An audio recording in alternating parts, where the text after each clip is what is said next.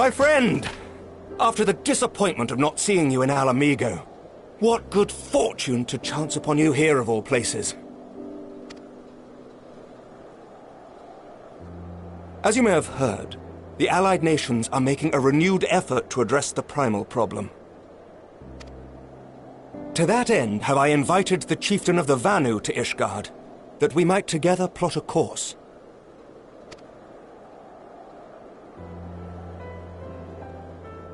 Since the war with the Empire appears to be nearing its conclusion, I would also like to call upon Estinian's lance. Alas, he is, as ever, a difficult man to find. I am informed he recently paid a visit to the Rising Stones. Should he happen to do so again, be sure to pass on my regards, won't you? But tell me, what business brings you to our fair city this day?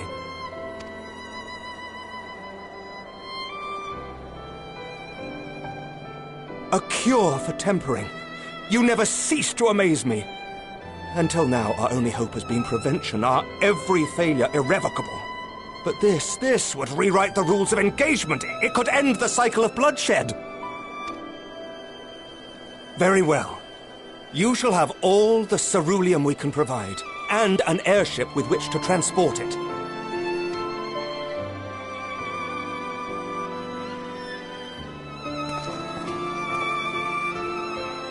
In this matter, you may count on Ishgard's full support.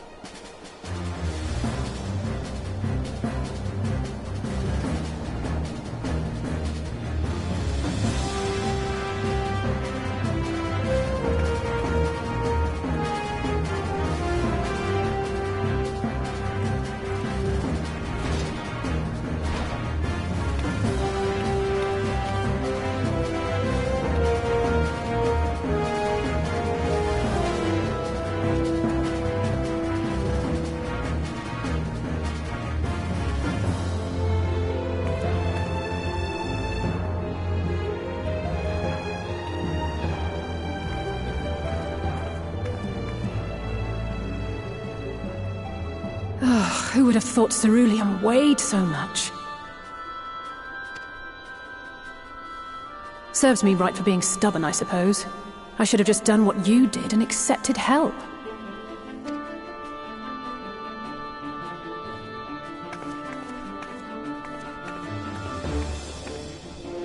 Good work, you two. This is all we asked for and more.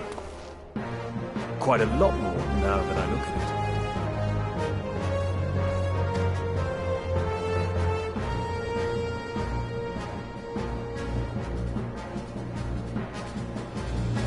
Lord Emmerich, eh?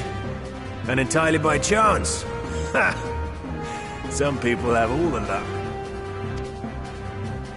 We have also succeeded in configuring the terminals, thanks in no small part to our able assistant.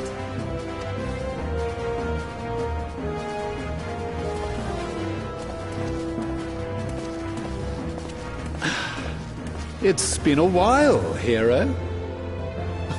You seem surprised to see me. Lest you misunderstand, I've no interest in such things as cures for tempering. But if you mean to achieve that which eluded even the storied Allagans, it seemed plain that you would require my expertise. And so it proved. Is that not right, Garland? For all the effort it took to track you down after your latest disappearing act, you could find the cure for death, and it wouldn't be worth the trouble.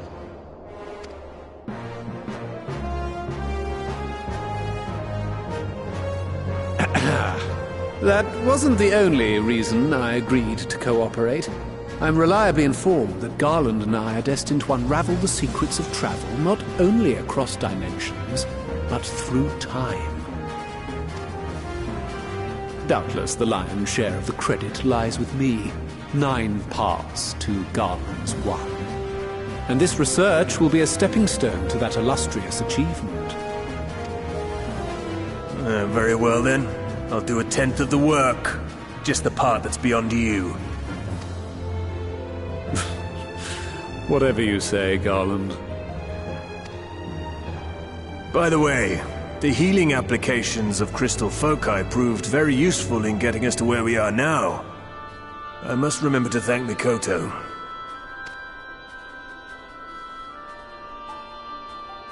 Right. If everyone's ready, let's begin.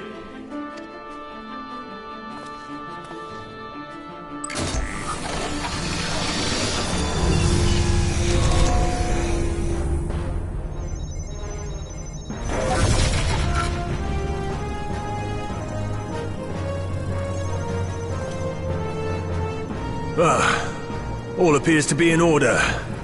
Now, we just have to wait for it to find us our magic. Why not take this opportunity to put your feet up? This may take a while.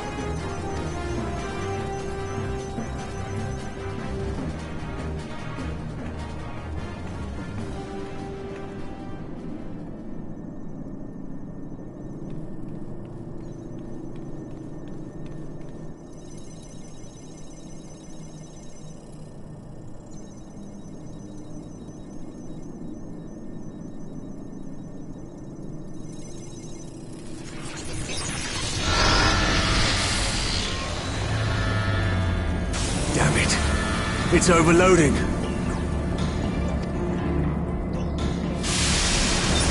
Chief! She won't last much longer! We'll have to shut it down. Wait! We're close! So very close! Oh!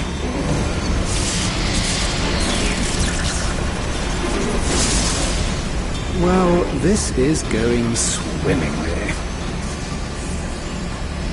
Please, a moment longer. I beg you.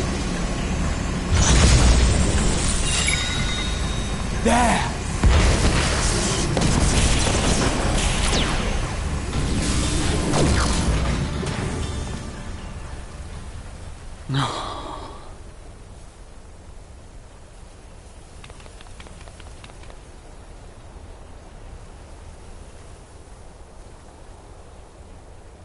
I was able to memorize the magic before it faded. It still needs to be put to the proof, but I believe we have our cure.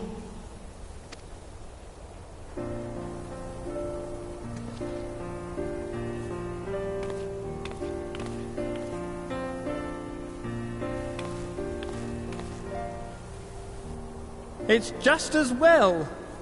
She'll never run again. The fault is mine. I'm sorry. Don't be. It may fall short of dimension hopping, but a cure for tempering is not to be sniffed at. This, my friend, is a world-changing discovery. One we're proud to have had a hand in. A few Magitech terminals are a pittance to pay.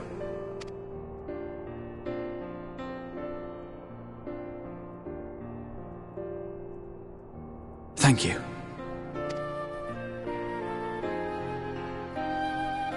Well, it's up to you.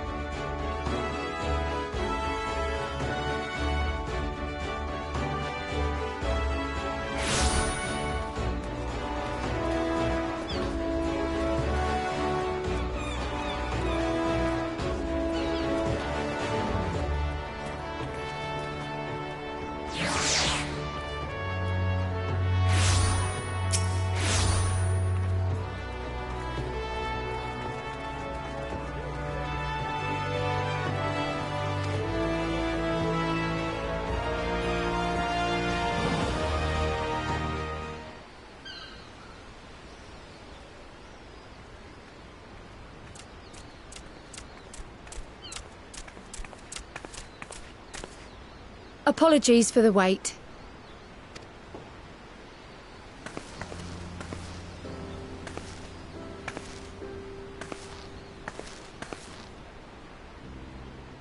Gabu, have you been good?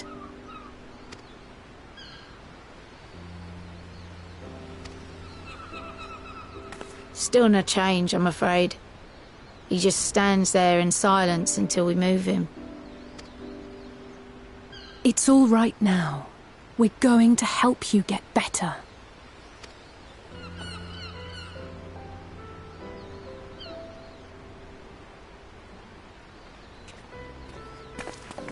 Fancy meeting you here. Alphino Yushtola! I thought you were attending to primal matters. We were, and came here for a meeting on the subject. Certain pirate factions did not deign to attend, however, and it was cancelled. We had resigned ourselves to having wasted a journey when we chanced to espy you. Could it be that there has been progress with the treatment?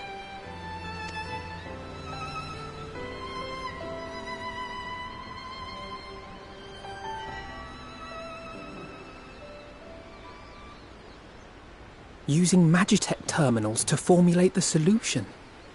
I would never have contemplated such an approach. So this new magic, adapted from memory transference, would be used to purge the subject of their fanatical faith, while Angelo would be responsible for reanimating the ether of their soul. Yet I wonder at the practicalities. If one were to reanimate the soul first, it would only serve to exacerbate the tempering. Conversely, a stagnant soul would not respond to the effects of the magic. Would both need to be performed simultaneously? Nothing escapes Master Matoya's inquiring eye. As you say, both must be carried out simultaneously. And thus, I propose to imbue Angelo with the tempering treatment in much the same manner as I did the spirit vessels.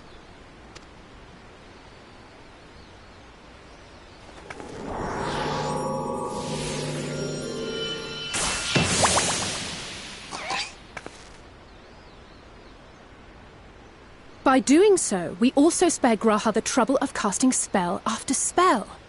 It's really rather efficient. Be that as it may, certain difficulties are unavoidable. The imbuing process will still require no small amount of ether. And, as I can no longer draw upon the Crystal Tower's stores of energy, I will be compelled to rely on those of others.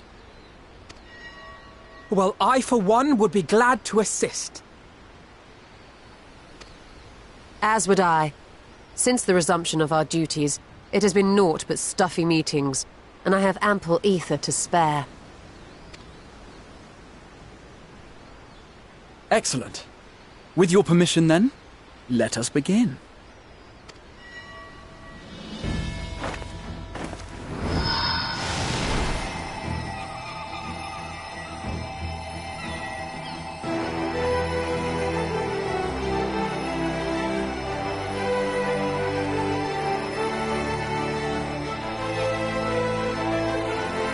Yes, this will do.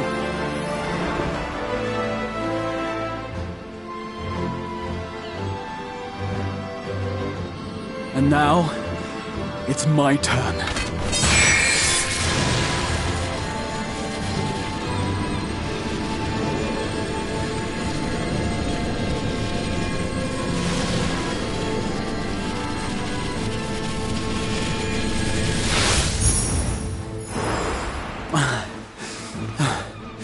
Tis done.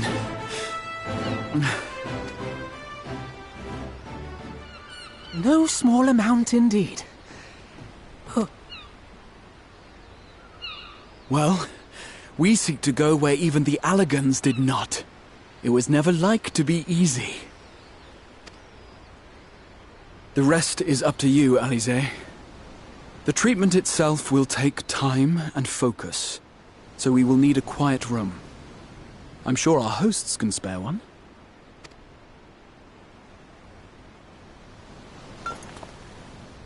I will go with her. It may be a while before we return, so I would ask for your patience and your faith.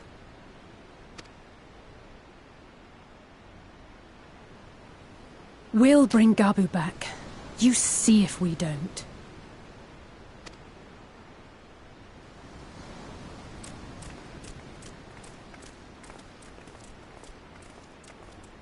'Twould seem our part is played.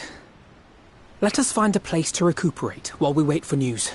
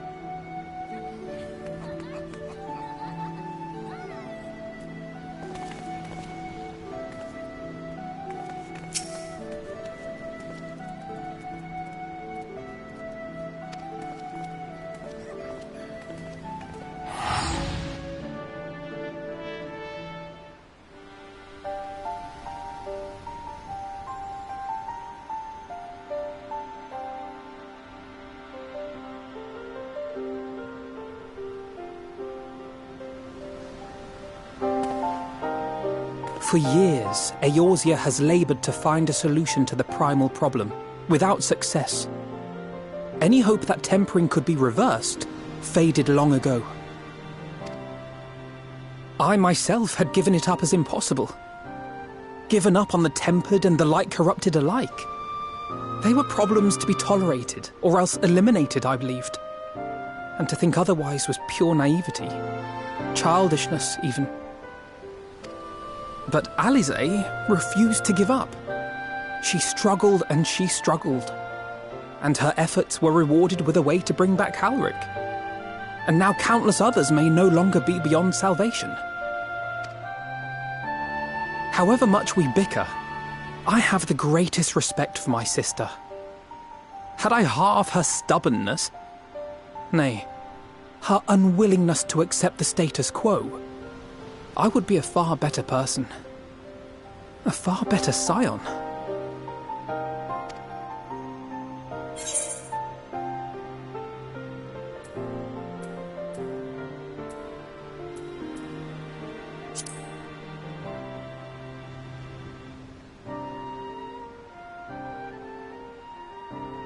She told you of my graduation thesis. How very embarrassing. Nonetheless, it is comforting and not a little surprising to hear that I'm still capable of impressing my sister. On the rare occasions I'm not annoying her, that is.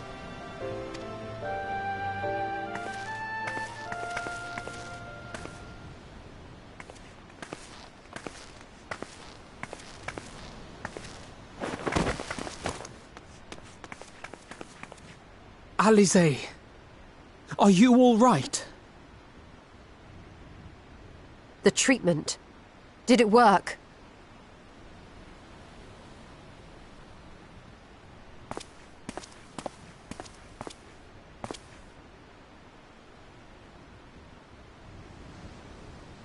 Oh, I'm so glad to see you all. Delighted, happy, glad. Gabu!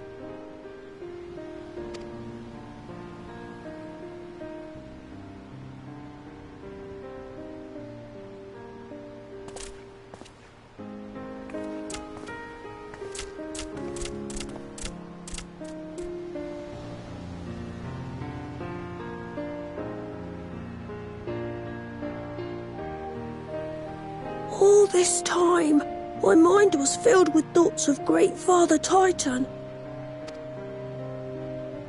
But I never forgot about Mother and Father. Always, they were in my heart. Constantly, ever, always. So I tried to focus on their faces. Theirs and yours. Alisaie's and everyone's. And I found that I could remember. One thing, then another, and another.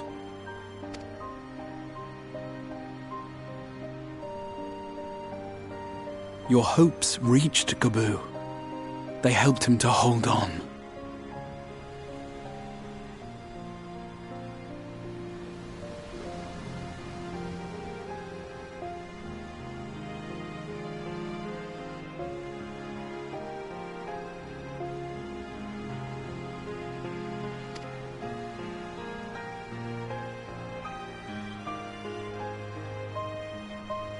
I'm so proud of you, Gaboo.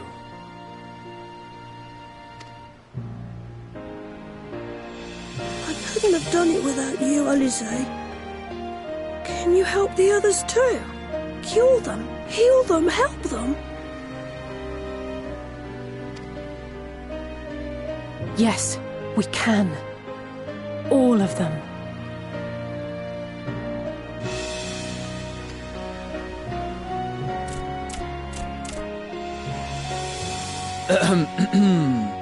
Without wishing to dampen the mood, I feel compelled to add certain caveats regarding the viability of the treatment for general use.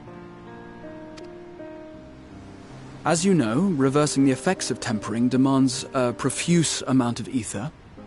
And while Alizé was able to heal Gaboo alone, I fear the same will not be true for those who exhibit more advanced symptoms. Moreover, the treatment's effects are limited to the soul. It offers no succor to those whose very flesh has been altered through prolonged exposure to a primal's influence. All of which is to say that we cannot save everyone. Maybe we can't, or maybe we can.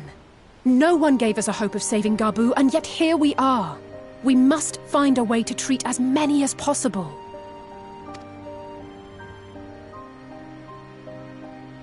Then, the next logical step would be to produce a veritable army of porkses, would it not? Granted, it seemed a simple enough process in the first, but I suspect it will be different here in the source. Not that I am any authority, of course. Yet there is an authority on familiars to whom we may grudgingly turn.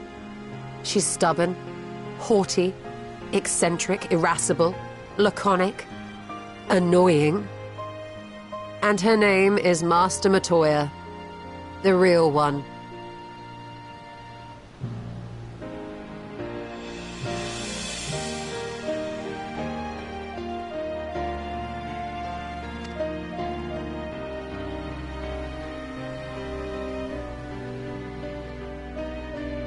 I have to go now, Gaboo. But the people here will look after you, all right? And I promise to come and visit you again soon. All right. Thank you, Alizé. Thank you.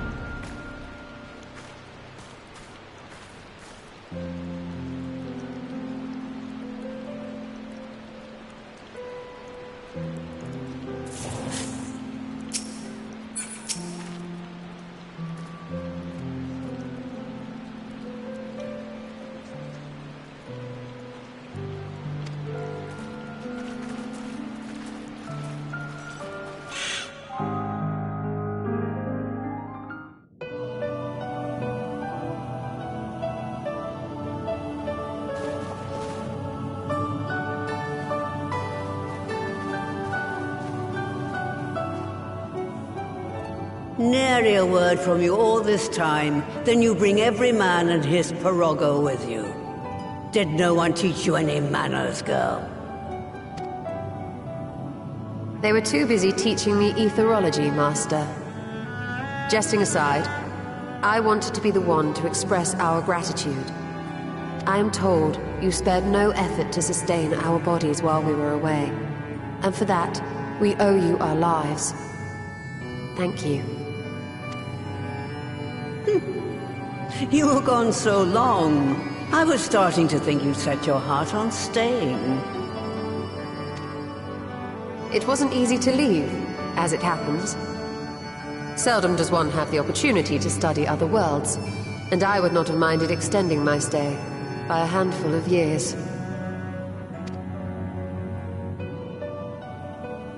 Ever the scholar. Y'shtola dedicated herself to studying ancient civilizations of the First, befriending a tribe known as the Knights Blessed in the process. There she took on the name of Matoya and won the respect of all the children of the forest.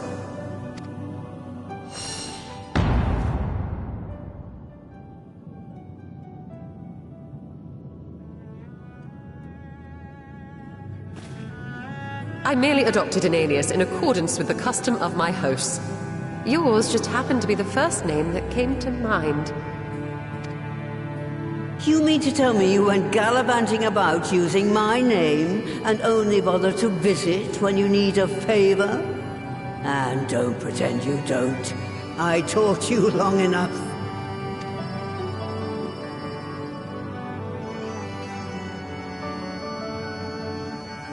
Indeed. And devoted pupil that I am, I could not fail to recall my master's sage advice. When the answer eludes you, look to the wisdom of your elders.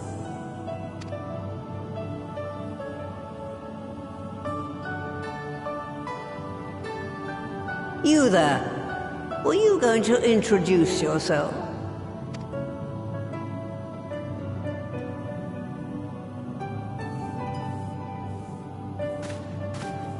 How remiss of me. Grahatia is my name, and I too wish to offer my gratitude for your invaluable aid in sustaining the Archon, as well as my apologies. It was my inexpert summoning spell which endangered their lives in the first place. Ah, yes. The one bent on digging up the mysteries of Alag. Old Galaf used to speak of you, and Kryles told me all about your recent exploits. Do you have a bad back or something?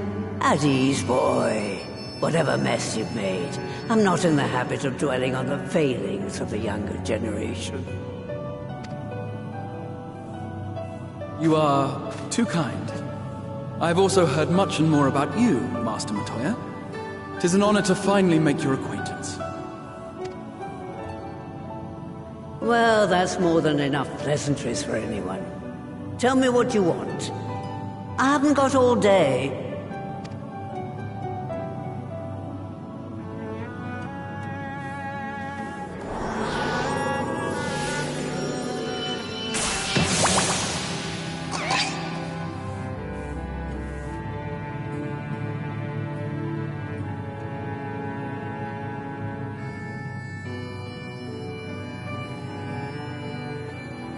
So that's the way of it. It should be a simple enough matter to make the familiar. The magic, on the other hand. Ah, that you may leave to me. Being the only one possessed of royal blood, I alone can imbue the subject with the necessary magic. So I just need to create boxes with the power to stir the soul. Just, I say. Though we're talking about a veritable herd of the little buggers, we'd collapse before we reached double figures.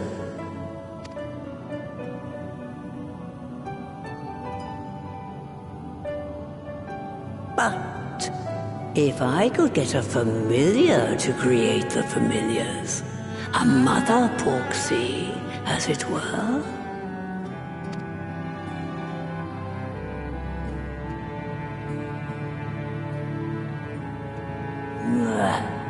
Seems I haven't seen the last of that moldy old hole after all.